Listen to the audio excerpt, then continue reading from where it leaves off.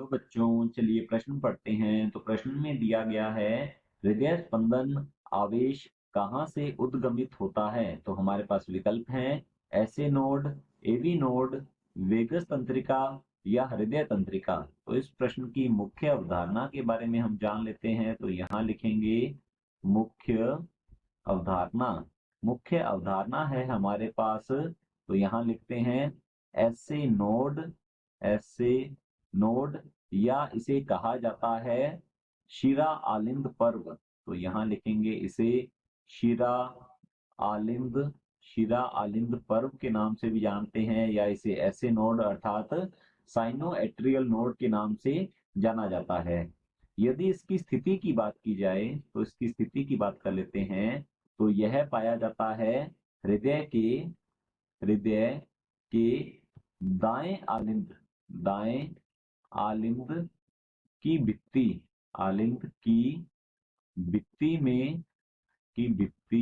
में ऊपरी ऊपरी दाएं कोने में, ऊपरी दाएं कोने में यह स्थित होता है। और हम कह सकते हैं कि ऐसे नोड का जो कार्य है, कार्य के बारे में अब हम जान लेते हैं, इसका कार्य क्या होता है। तो यहाँ लिखेंगे ऐसे नोड हृदय क्रियाविधि के लिए, हृदय क्रियाविधि या संकुंचन। तो यहाँ लिखते हैं हृदय की क्रियाविधि या संकुंचन के लिए विद्युतीय आवेग, आवेग उत्पन्न करता है, विद्युतीय आवेग उत्पन्न करता है। इसीलिए ऐसे नोड को गति प्रेरक भी कहा जाता है। इसे हृदय का गति प्रेरक या पेसमेकर के नाम से जाना जाता है। तो चलिए देखते हैं हम प्रश्न को। हृदय स्पंदन आवेश कहाँ से उद्गमित होता है।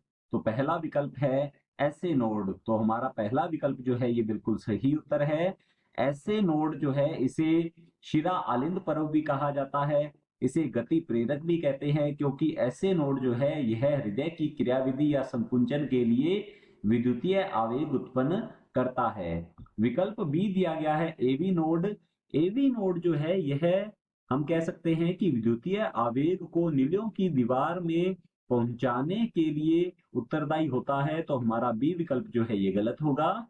सी विकल्प है वेगस तंत्रिका। तो तंत्रिका द्वारा यह हम कह सकते हैं आवेग उत्पन्न नहीं किया जाता है। तो हमारा सी विकल्प जो है ये गलत होता है। डी है हृदय तंत्रिका। तो हमारा डी विकल्प भी गलत होता है।